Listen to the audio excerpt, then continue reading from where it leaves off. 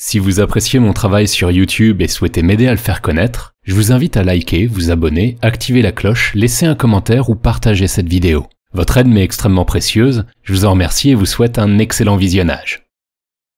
Oh, j'espère que tu ne t'es pas fait mal en tombant du paradis. Ton père est un voleur, il a pris toutes les étoiles du ciel pour les mettre dans tes yeux. T'as de belles dents, hein, ça ferait un beau collier autour de ma... Quoi? Oh la vache, mais c'est nul! Eh oui, les disquettes, ces répliques 50% beauf, 50% niaise et surtout 100% ringarde. Balancer une disquette à quelqu'un qu'on rencontre tout juste et espérer ainsi la séduire, voyez-vous, c'est pas que ça marche pas, hein, ça peut marcher. Mais c'est pas forcément le meilleur moyen de mettre toutes les chances de notre côté. Et aujourd'hui, on va voir ensemble pourquoi. On a vu à l'épisode précédent que lorsqu'une personne nous voit pour la première fois, elle découvre d'abord notre apparence physique. Wow, on dirait une énorme tomate cerise. Après quoi, il lui faut encore quelques instants supplémentaires pour découvrir notre charme, soit la combinaison de notre personnalité et de notre sensualité. Donc admettons qu'avant même que cette personne n'ait le temps de découvrir notre charme, on lui balance une disquette. Bon bah forcément, elle va réagir à cette disquette. En quelque sorte, on lui impose de se prononcer tout de suite vis-à-vis de nous, alors même qu'elle ne connaît de nous à ce stade que notre apparence physique. Et si notre apparence physique ne suffit pas à la convaincre, alors elle nous recalera avant même d'avoir une chance de mieux nous connaître.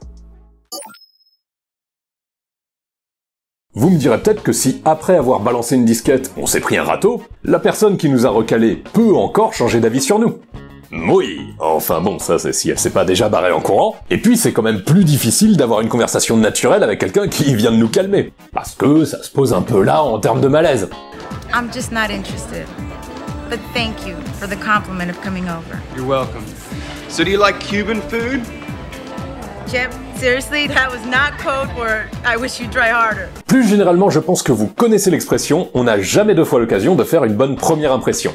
Et cette expression, elle est d'autant plus pertinente que, du fait de notre biais de confirmation, qui est notre réticence naturelle à changer d'avis, il est très difficile à une personne qui nous a déjà jugé une première fois de nous donner une seconde chance. Donc c'est pas que c'est impossible qu'une personne qui nous a recalé change d'avis sur nous, mais bon, on se met pas dans les meilleures conditions pour ça.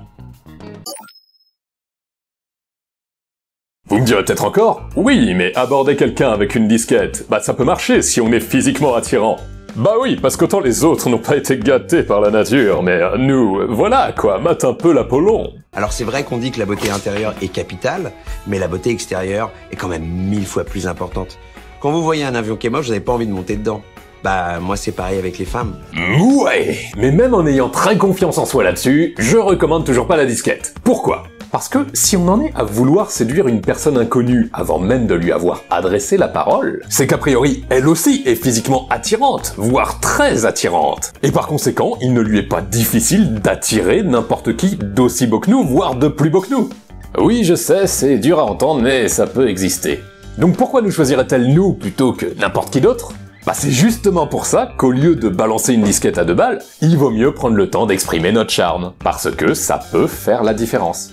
Bon, après évidemment, ça c'est à condition d'avoir du charme. C'est sûr que si on se comporte comme un beauf dénué de personnalité, ça aide pas. Et si c'est le cas, la personne en face s'en rendra compte de toute façon tôt ou tard. J'aime le beauf.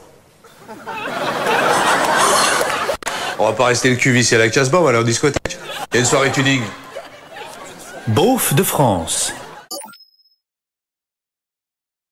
Quand on balance une disquette d'entrée de jeu à une personne qu'on rencontre à peine, bah nous non plus on se donne pas le temps de découvrir son charme.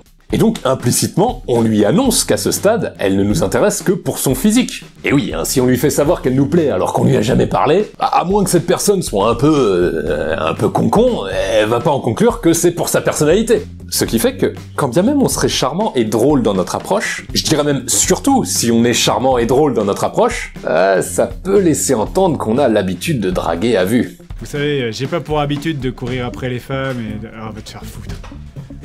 Excusez-moi, mademoiselle, vous êtes vraiment charmante. Vous êtes actrice de porno? Et du coup, votre disquette, au mieux un peu rigolote, mais somme toute générique, que vous balancez en aveugle sans connaître la personne en face, bah ça reste du réchauffé, et on peut se demander à combien d'autres personnes vous l'avez balancé avant celle-ci. Ce qui fait que la personne que vous approchez peut éventuellement en déduire que vous la voyez comme une énième conquête à inscrire sur votre tableau de chasse. Et autant pour certains ça peut ne pas être un problème, autant pour beaucoup c'est quand même un tue-l'amour. capitaine Cavalier. Avec un K, n'est-ce pas? Comme caput? Non, avec un C. Comme connard. Enfin, lorsqu'on manifeste à une personne qu'elle nous plaît dès l'instant où on la rencontre, et bah du coup, on lui signifie qu'elle n'a qu'à claquer des doigts pour nous avoir. Alors, en quoi c'est un problème, ça? Eh ben, il se trouve qu'on est tous conditionnés, tant biologiquement que culturellement, à chercher pour nous le meilleur partenaire possible. Alors, évidemment, quand je parle de meilleur partenaire possible, on est bien d'accord que c'est subjectif.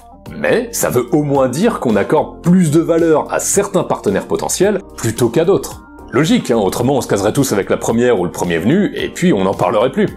Et en fait, à ça s'ajoute un biais cognitif un peu retors, qui est qu'on accorde intuitivement plus de valeur aux trucs qu'on galère à obtenir qu'aux trucs qu'on obtient facilement. Et même si, bien entendu, on n'obtient pas les gens, bah il n'empêche que ce biais cognitif joue pleinement dans notre processus de sélection de partenaires. Le résultat, c'est qu'on est naturellement plus attiré par quelqu'un qu'on a du mal à séduire que par quelqu'un de trop facile.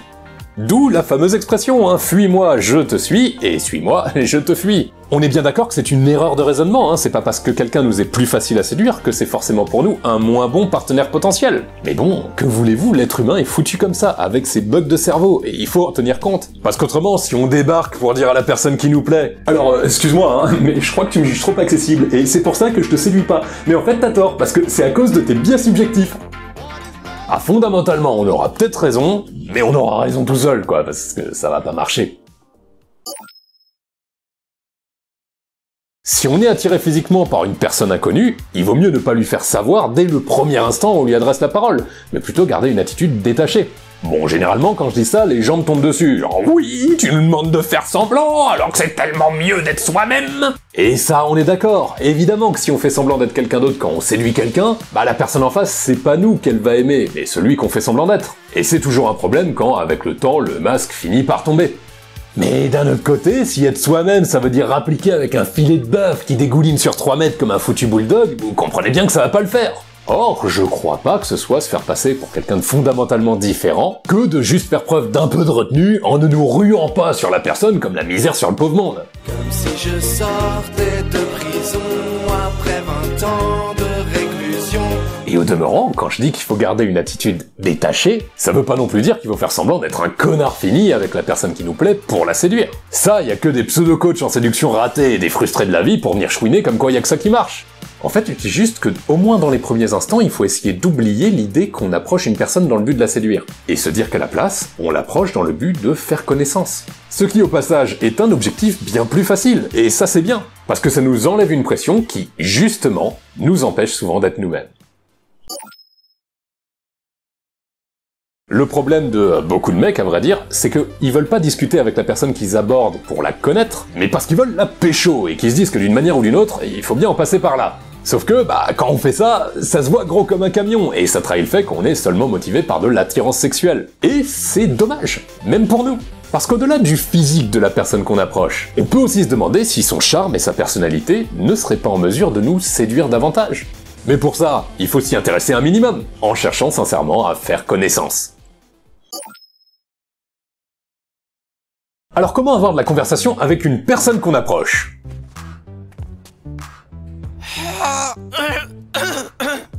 Bah encore une fois, vu qu'on se fixe d'abord pour objectif non pas de séduire, mais de connaître la personne qu'on approche pour voir si on match avec, en toute logique, on peut par exemple lui poser des questions. Et ça tombe bien parce que mine de rien, le sujet de conversation préféré de, bon, peut-être pas tout le monde, mais quand même la plupart des gens, c'est eux-mêmes, donc souvent ça marche. Du coup, on peut demander, je sais pas moi, ce que la personne aime faire dans la vie, ce qu'elle fait de ses vacances, quelle musique elle écoute, quelle série elle regarde. Ou si vraiment on n'a pas d'idée, on peut même taper dans Google « question pour démarrer une conversation » et il y a tout ce qu'il faut. Par contre, faut le faire avant, sinon c'est bizarre. Et sinon, est-ce que vous avez des hobbies ? Bon, et évidemment, c'est pas un interrogatoire, hein, il faut rebondir sur les réponses de la personne pour aussi parler de nous, en particulier si on se trouve des points communs. Et puis, si la conversation y mène naturellement, on peut petit à petit aborder des sujets plus perso, comme nos projets de vie, nos convictions, nos idéaux, etc.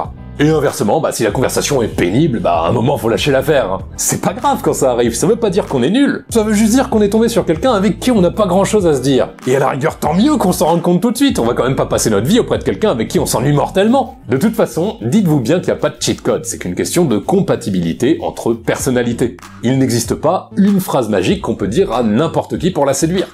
Bon, par contre, il en existe plein qu'il faut pas dire, hein. Dire que ton abonnement premium à Pornhub va bientôt se terminer et que tu vas devoir te réabonner si vous ne vous revoyez pas. C'est génial! Bref, cela étant dit, vous me direz peut-être maintenant, écoute Arthur c'est bien gentil tout ça, mais même si on met l'idée un peu en veilleuse dans un premier temps, nous ce qui nous intéresse c'est quand même de séduire la personne, hein, pas juste de s'en faire une bonne pote. Patience les amis, on y arrive. Effectivement, une fois la conversation engagée, la question est de savoir comment percevoir des signes d'intérêt, et puis comment en manifester. Et ça, c'est une toute autre discussion qu'on abordera dans la partie suivante de cet épisode bonus, la B9C. On parlera alors de l'art subtil et délicat du flirt. Merci à tous d'avoir suivi la suite de cet épisode bonus, j'espère qu'elle vous a plu. Attention, petite annonce, je lance officiellement ma chaîne secondaire. Alors rien de trop folichon, hein, c'est juste un vrac où je publierai du contenu moins travaillé que les épisodes de Théorie du Bonheur, comme par exemple les retransmissions de mes live TikTok, des shorts, 2-3 idées originales, peut-être même des vlogs. Et l'idée en faisant ça sur une chaîne secondaire, c'est de pas polluer la chaîne principale. En particulier, je veux pas vous saouler avec des montagnes de notifications qui ont rien à voir avec la sortie de nouveaux épisodes, et c'est pour ça que je vous invite seulement, si vous en avez envie, à vous abonner à cette chaîne secondaire. J'ai mis le lien en description, mais sinon vous la retrouverez facilement de nom, vu que je l'ai appelé très sobrement Arthur N, chaîne secondaire. Ouais, on peut pas dire que je me sois trop foulé là. Et voilà, merci également à tous d'avoir patienté en attendant la sortie de cet épisode. Ça m'a pris beaucoup plus de temps que prévu, entre les vacances et le retour où je suis tombé bien malade. Mais me voilà rafistolé et de nouveau à 100%, donc on reprend le rythme habituel des épisodes. Je vous retrouve très bientôt pour l'épisode 44 de Théorie du Bonheur, et puis on reviendra un petit peu sur la suite de cet épisode bonus. D'ici là, n'hésitez pas à me faire part de vos commentaires, ou encore à liker, clocher, vous abonner, tout ça. Comme d'habitude, je vous dis à la prochaine, et bien entendu, prenez soin de vous.